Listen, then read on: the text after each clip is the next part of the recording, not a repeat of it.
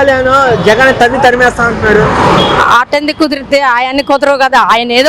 ఆయన వస్తున్నాడు కనుక అట్లా మాట్లాడుతున్నాను, కానీ ఆ గతం నుంచి అసలు ఆయన లేడు కదా. అదే గతం నుంచి ఆయన లేడు కదా. ఈ మధ్యలో ఏదో వస్తున్నాడు, పరిపాలన మరి నిలబడాలని వస్తున్నాడు, అంతేగాని ఆయన చేసిన ఆయన కాదు కదా. మరి అందుకనే ఏదేమని మేమైతే మాత్రం ఆయనే రావాలని మేము దేవుడిని ఏడుకుంటున్నాం. అది జగన్ గారు రావాలని. మరి పవన్ కళ్యాణ్ అంటున్నాడు జగన్ నిన్ను పాతాలని తొక్కపోతే నా పేరు పవన్ కళ్యాణ్ కాదంటున్నాడు.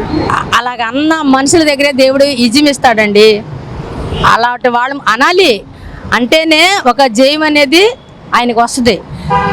అందుకనే మేము కూడా ఆయన రావాలని ఏడుకుంటున్నాం దేవుణ్ణి.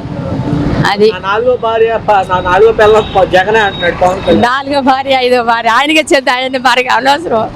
ఆయనకి నాలుగో భార్యనైనా ఐదో భార్యనైనా ఆయనకి చెల్లుబడి అయింది. అది లోకానికి సమాజానికి చెందదు. అది ఎందుకంటే పరిపాలన అంటే అలా కాదు కదా.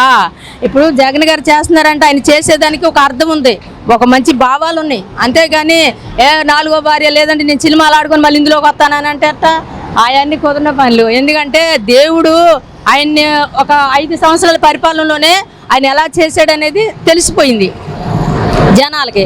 ఇప్పుడు కూడా ఇంకా ఆయనే రావాలి అని. ఎందుకంటే ఒక మగపిల్ల, ఇప్పుడు నాకు కూడా మగపిల్లలు లేరయ్యా, 3 ఆడపిల్లలు.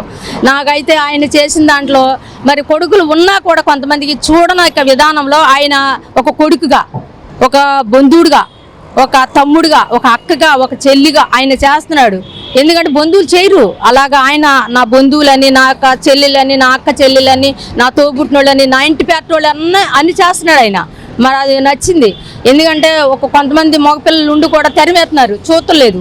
మరి మాకు కూడా ఆడపిల్లలు మరి అలాంటి పరిస్థితుల్లో కూడా ఆయన మరి చూడరు అని చెప్పేసి ఎంతో బాధ ఉన్నప్పుడు ఆ బాధ కూడా ఆయన అర్థం చేసుకున్నాడు. అలాంటి వారి బాధ కూడా ఆయన చేసుకున్నాడు. ఎక్కడో ముసలోళ్ళు ఎక్కడెక్కడ కూర్చున్నారు, మా పిల్లలు లేరా, నీకు మగ పిల్లలు లేరా ఉంటున్నారు, కానీ సోతల్లా సైకో కదండి. అనేవాడు సైకోవాడు. ఆయన సైకో కదండి. ఆయన మంచి పనులు చేస్తున్నాడు. ఆయన మంచి పనులు చేసి మంచిది అమలు చేస్తున్నప్పుడు ఎవరికి గిట్టదు, కొంతమందికి గిట్టదు, కొంతమందికి శత్రువు అనేది గిట్టదు. అది ఆయన సినిమాలు ఆయన ఆడుకుంటాడండి. ఆ సినిమా ఆయన చూసుకుంటాడు. ఎందుకంటే జగన్ గారికి చెందదు అది. కాకపోతే ఆయన ఎందుకంటే నాలో నేను ఒక చీట్ ఎక్కాలి, నాకు ఒక సీట్ రావాలన్న ప్రయత్నం వాళ్ళు చేసి ఆయన ఏదేదో అంటున్నారు. ఎందుకంటే అవన్నీ ఉట్టి మాటలండి, ఉట్టి మాటలు అవన్నీ చందన మాటలు. మాకైతే మాత్రం మరి జగన్ మీదే మా యొక్క విధానం అంతా కూడా ఆలోచన. మేము ఆయన కోసం ఏడుకుంటున్నామండి, దేవుడికి ప్రార్థన చేస్తున్నాం. అది చెప్పాలి కదా. అందరూ వృద్ధులేంటి, మధ్య వయసు వాళ్ళు ఏంటి, మరి మగపిల్లలు లేని వాళ్ళు ఏంటి, ఉన్న వాళ్ళు ఏంటి, ఎక్కడో మూలల్లో మూలుగుతున్న వాళ్ళు ఏంటి, అందరిని కూడా ఆయన దృష్టిలో పెట్టుకుంటున్నాడు. అది మాకు నచ్చింది, నాకు నచ్చింది. అది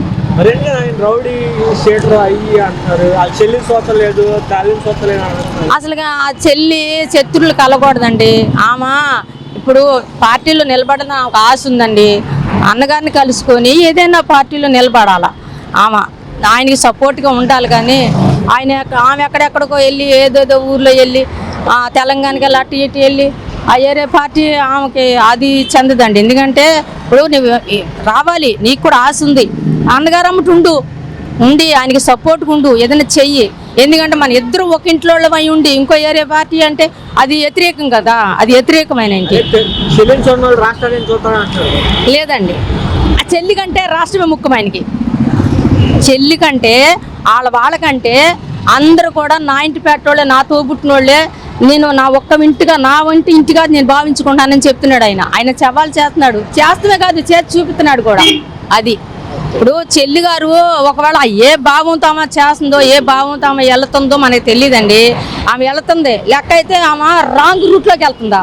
ఇప్పుడు నువ్వు మంచి అన్నగారిని పెట్టుకొని, ఒక అన్నగారిని చేతిలో పెట్టుకొని, మంచి ప్రేమైన అన్నయ్యని పెట్టుకొని నువ్వు వేరే పార్టీలకు వెళ్తున్నావు, వేరే దానికి వెళ్తున్నావు అంటే వ్యతిరేకం కదా. వాళ్ళు నీ మీదకి ఎలా చేస్తారో తెలియదు, అన్నగారి మీద ఏం చేస్తారో తెలియదు. నువ్వు ఆ భావాలతో వెళ్ళిపోతున్నావు. అయినా కానీ ఏ భావాలతో వెళ్ళినా కానీ జగన్ మంచి పరిపాలన చేస్తున్నాడండి. అది